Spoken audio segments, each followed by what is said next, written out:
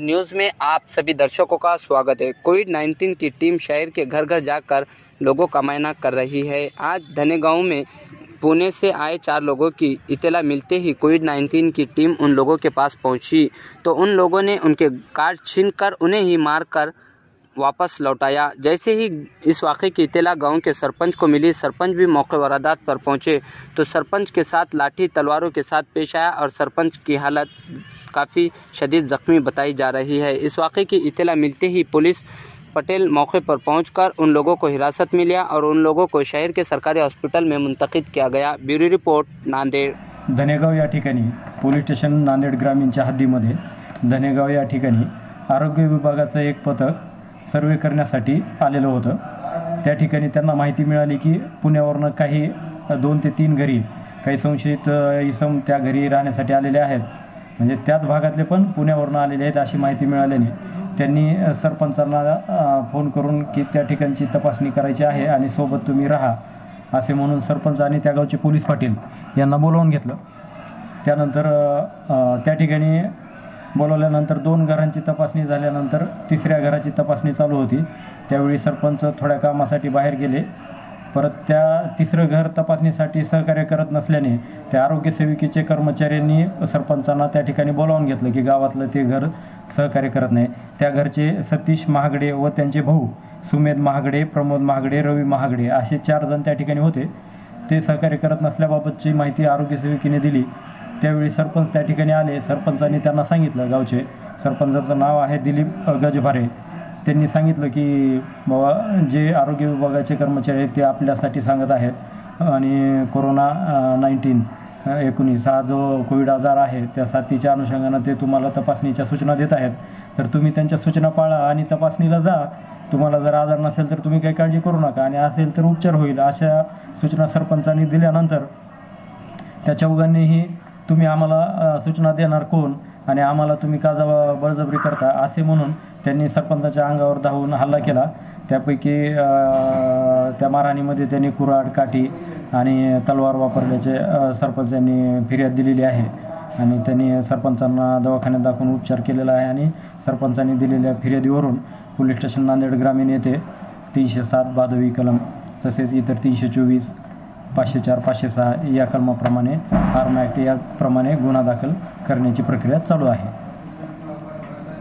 गजभारे धनेगाव सरपंच ते काही डॉक्टर लोक जे असतात ना ते सर्वे करायला तुमच्या धनेगावमध्ये सर्वे करते वेळेस त्या व्यक्तीच्या इथे गेले होते ते त्या रवीच्या घरला गेल्यावर नंतर डॉक्टरनं काय केले, बाबा तुम्ही जर बाहेरून आले असताल तर दवाखान्यामध्ये जाऊन चेक करून या म्हणले। तर त्याचा आयडेंटिटी बघून सनी त्याला 2-4 झापडा मारून सनी त्याला हकालून दिले। नंतर मला पोलीस पाटलांनी फोन केला आणि मला सरपंच तुम्ही कुठं म्हणला, लवकर या म्हणला, हे लोक मारायलेत म्हणला। मग पुन्हा मी तिथे गेलो। मी तिथे गेल्याच्या नंतर एकाच्या हातामध्ये तलवार, एकाच्या हातामध्ये लोखंडी राड होता आणि कुऱ्हाड होती एकाच्या हातामध्ये। असे त्याच्याजवळ राड ती घेऊन त्याने थांबले। मी जाऊन थांबलो तिथं। थांबलं की मला म्हणले तू कोण आहेस रे, बुल्ल्याच्या बाला म्हणून एकानं तलवार घेतली आणि मारायची चालू केली। मारायची तिथं बाहेर काठी होती, मी तलवार अशी हुकीलो त्या काट्यामध्ये पडलो। मी काट्यामध्ये पडलं की मग त्याने एकानं साळ्यामध्ये राड मारला। मग ते मारतच राहिले, मला बेदम मारले।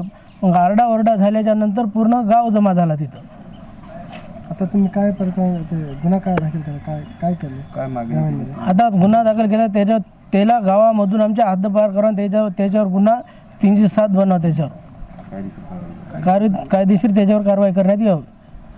कोरोनाची साथ चालू असताना आम्हाला वेळोवेळी आरोग्य खात्याची एक काम आहे की बाबा बाहेर गावून जे लोक आलेत त्यांची माहिती देणे, ते कुठल्या जिल्ह्यातून आलेत, कोरोना बाधित जिल्ह्यातून आलेत का, कसं आहे किंवा त्यांची तब्येत, त्या कोरोनाविषयी काही लक्षणं विचारण्यासाठी आम्हाला वरिष्ठाच्या सूचनेनुसार आम्हाला सर्वे करण्यासाठी दररोज गावामध्ये फिरायला लागतो। रात्री 10 वाजता आशा कार्यकर्तीचा मला फोन आला, बाई आपल्याकडे असे लोक आलेत पण माहिती द्यायला तयार नाहीत म्हणून।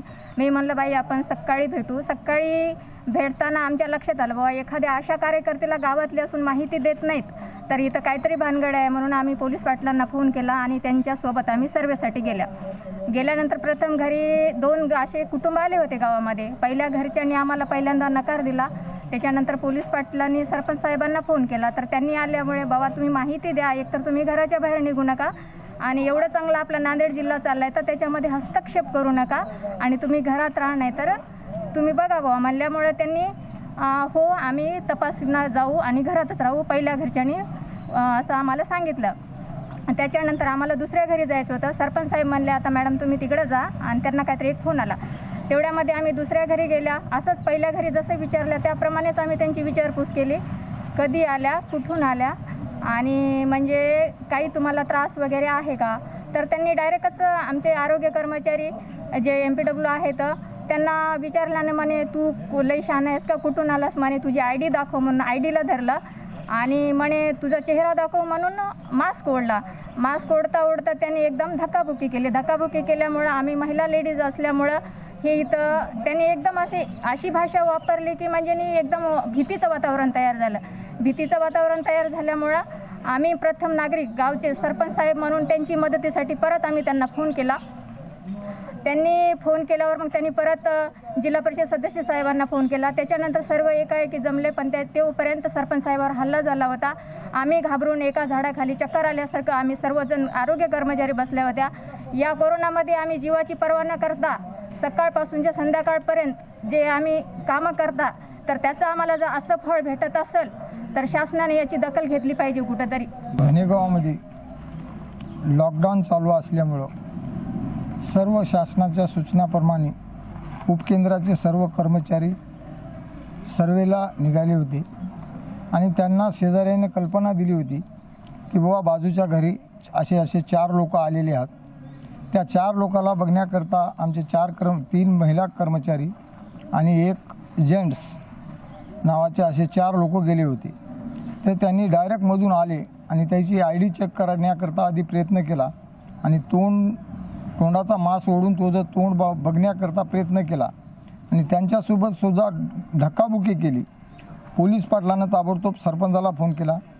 मी स्वतः सरपंचाला फोन केला आणि सरपंचाला ताबडतोब वर असा आरोग्याच्या आपल्या कर्मचाऱ्याला त्रास व्हायला आहे आणि तुम्ही वरी जा. सरपंच वरी आल्याच्या नंतर त्यांनी डायरेक्ट घराच्या बाहेर पडले. चौघबी कोणाच्या हातात ते जिमचे राड होते, एकाच्या हातात तलवार होती, चौकाच्या हातात एकाच्या हातात कुऱ्हाड होती. अशा टाईपचा जीव जाण्याचाच याच्यावर होता सरपंचाचा की सरपंचाला तलवार जेव्हा फिरली त्यावेळेस सरपंच लांब पडले. त्यावेळेस तलवार ते हुकल्यानंतर ते काटाड्यात पडल्यावर राडनं आणि त्या उरपाट्या कुऱ्हाडीच्या यानं सरपंचावर हल्ला केला त्यांनी.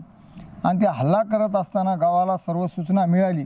त्यावेळेस गावानं धावून वाचवायचा प्रयत्न केला म्हणून सरपंच आज वाचल्या गेले आणि आज या आरोग्याचे कर्मचारी सर्व गावकऱ्याच्या मदतीमुळंच वाचले असा मी स्वतः मान्य करतो.